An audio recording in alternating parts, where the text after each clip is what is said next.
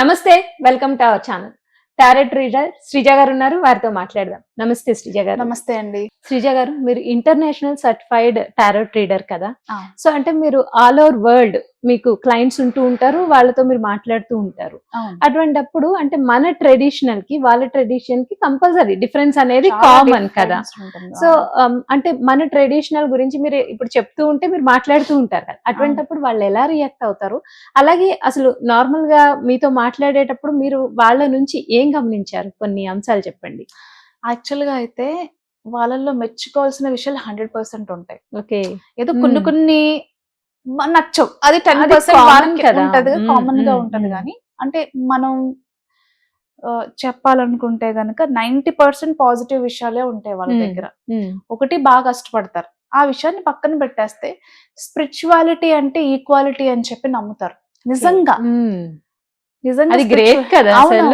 Spirituality అంటే equality అంటే మనల్ని చూసి లేకపోతే మన డ్రెస్సింగ్ సెన్స్ ని చూసో ఏదైనా సరే తక్కువ చేయడం, హేళన చేయడం అలా ఉండదు ఖచ్చితంగా. అంటే నాకు ఎదురుపడిన వాళ్ళు కావచ్చు, నా ఫ్రెండ్ సర్కిల్ లో ఉన్న వాళ్ళు కావచ్చు, నాతో కలిసి అప్పుడు కోర్స్ నేర్చుకున్న వాళ్ళు కావచ్చు, ఎవరైనా సరే మాకు సాంస్క్రిట్ అంటే ఇంట్రెస్ట్ ఉంది, నేర్చుకోవాలి, మీరు నేర్పిస్తారా, లేకపోతే ఏదైనా ఇన్స్టిట్యూట్స్ ఉంటే మాకు సజెస్ట్ చేయగలుగుతారా అని.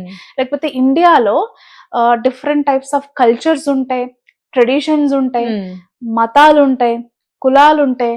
సో మాకు ఒక్కొక్క different types of dressing style చూసినప్పుడు, మీ ఫెస్టివల్స్ చూసినప్పుడు చాలా బాగా అనిపిస్తుంది. యాక్చువల్గా చాలా కలర్ఫుల్ బట్టలు వేసుకుని బాగా సెలబ్రేట్ చేసుకుంటూ ఉంటారు అని చెప్పేసి కొన్ని ఫెస్టివల్స్ గురించి, వాటి ప్రాధాన్యత గురించి అడిగి తెలుసుకున్న వాళ్ళు చాలా మంది ఉన్నారు.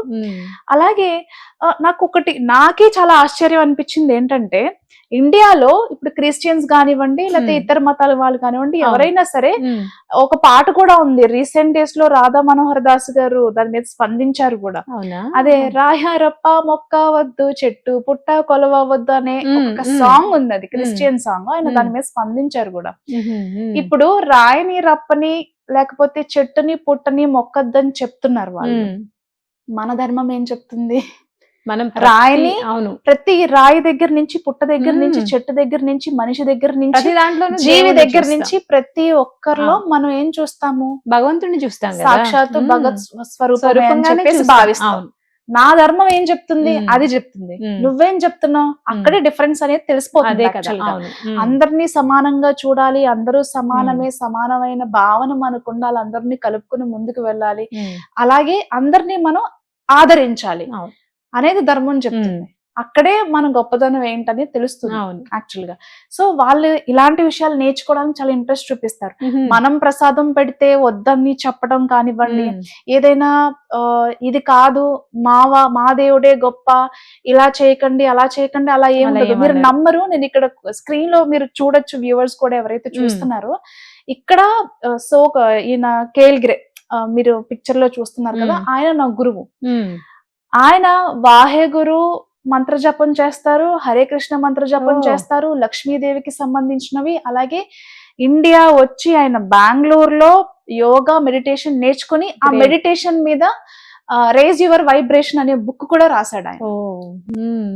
మన ఇండియాలోనే యోగాకి, మెడిటేషన్ కి సంబంధించినవన్నీ కూడా ఆయన అధ్యయనం చేసి, ప్రాక్టీస్ చేసి, ఆయనకున్న నాలెడ్జ్ కానివ్వండి, ఏం నేర్చుకున్నారో అవన్నీ కూడా ఎంత గొప్పవి, దాని వల్ల మనకి ఏం లాభం ఉంటుంది అనేది కూడా ఈ బుక్ రూపంలో తెలియచేయడం. అంటే ఇంత ఇంత ఇంత ఇంత అబ్జర్వ్ చేస్తూ ఉంటారు అనమాట. ఏంటి గొప్పతనం, మనం ఏం నేర్చుకోవాలి ఇండియన్స్ దగ్గర నుంచి అని చెప్పేసి. ఎక్కడా లేని వింతలు విడ్డోరాలు మనకి ఇండియాలో, పైగా ఆంధ్రప్రదేశ్ లో ఎక్కువ. మేము ప్రసాదాలు తినం, మేము బొట్టులు పెట్టం, మేము గాజులు వెయ్యము, లేకపోతే నేను మీ పెళ్లికి రాము, మేము ఇంతే, మేము ఇలాగే ఉంటాం అని చెప్పి అంటారు తప్ప, నిజంగా ఒరిజినల్ క్రిస్టియన్స్ గా ఎప్పుడు ఇలా మాట్లాడరు, ఇలా ఉండరు. వాళ్ళందరినీ గౌరవిస్తారు.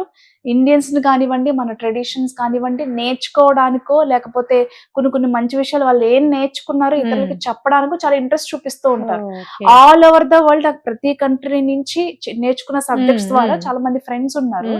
ప్రతి ఒక్కరు కూడా సాంస్క్రిట్ కానివ్వండి, లేకపోతే ఇప్పుడు మనకి సూర్య నమస్కారాలు ఎలా చేయాలి, అంటే సూర్య ఆరాధన ఎలా చేయాలి. ఇప్పుడు మనం కార్తీక పౌర్ణమికి చాలా స్పెషల్ గా చంద్రుడికి పూజలు చేస్తాం.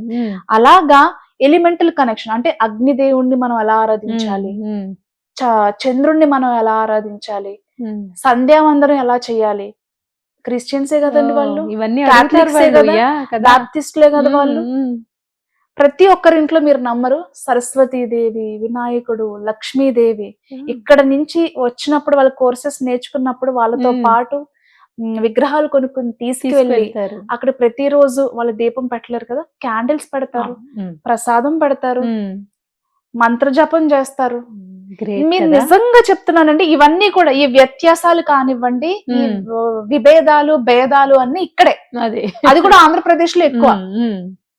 సో అలా నేను నాకు తెలిసిన విషయాలు చెప్పటం కానివ్వండి, వాళ్ళు వాళ్ళకి తెలిసిన విషయాలు చెప్పటం కానివ్వండి, ఏదైనా సరే నాలెడ్జ్ అనేది బాగా షేర్ చేసుకునే వాళ్ళం చక్కగా. చాలా రెస్పెక్ట్ చేస్తారండి. ఇక్కడ క్రిస్టియానిటీ వేరు, కంప్లీట్ గా ఇక్కడ క్రిస్టియానిటీ అనేది వేరు, మీకు వాళ్ళ క్రిస్టియానిటీ అనేది వేరు. వాళ్ళు స్పిరిచువాలిటీ అంటే ఈక్వాలిటీ అని ఫీల్ అవుతారు, ఇక్కడ అది లేదు. ఆల్మోస్ట్ ఇక్కడ అందరూ కన్వర్టెడే కదా అండి. సో యాక్చువల్ గా అందరూ సనాతన ధర్మం నుంచి వచ్చిన వాళ్ళే కన్వర్ట్ అయ్యారు. కన్వర్ట్ అయ్యి వీళ్ళు ఇవన్నీ తీసుకొస్తున్నారు యాక్చువల్ గా. బట్ ఏంటంటే ఒరిజినల్ క్రిస్టియన్స్ మాత్రం ఇలాంటి పనులు చేయరు, నిజంగా చేయరు. మీరు చూసినట్లయితే సికింద్రాబాద్ లో ఎక్కడో నాకు చాలా బాధ అనిపించింది యాక్చువల్ గా. దాని మీద నేను ఎప్పటి నుంచో మాట్లాడాలి అని అనుకున్నాను కూడా. ఒక ఫ్లాట్ లో హిందూస్, ఎదురు ఫ్లాట్ లో క్రిస్టియన్స్. వీళ్ళు దీపావళి రోజు చక్కగా ముగ్గు వేసుకుని దీపాలు పెడితే ఎదుటి ఫ్లాట్ లో ఉన్న క్రిస్టియన్స్ వచ్చి ఆ దీపాలను తన్నేశారు. అదేంటండి, అదే కదా, ఇంత పెద్ద అన్యాయం జరిగితే ఎవరు మాట్లాడలేదండి, వాళ్ళకి ఎవరు సపోర్ట్ చేయలేదు. ఎవరు అసలు అంతవరకు తీసుకొచ్చింది ఎవరు? మీరు ఒక టైంలో అన్య మతస్థుల్ని కావచ్చు, అంటే నేను ఏ కులం ప్రస్తావించాలని అనుకోవట్లేదు, ఒకానొక టైంలో కనీసం దర్శన భాగ్యం కూడా కొంతమంది కల్పించలేదు. మీరు చక్కగా అందరినీ సమానత్వంతో చూసి కనీసం దేవుని ముట్టుకోవడం పక్కన పెడితే దర్శన భాగ్యం కల్పించుంటే ఈ రోజు ఇండియాలో ఇంత మత ప్రచారం జరిగేదా, ఇన్ని చర్చిలు ఉండేవా, ఇంత అన్య మత ప్రచారం జరిగేదా, ఇంతమంది కన్వర్ట్ అయ్యేవారు. ఒక రకంగా హిందువులకి శత్రువులు. ఇంత డెవలప్ అవడానికి మీరు చూపించిన వ్యత్యాసమే రీజన్ వీటన్నిటికీ కూడా. కాబట్టి ఇప్పటికైనా ఇక్కడున్న జనాలు మారాలి, మనం కూడా మారాలి ఖచ్చితంగా.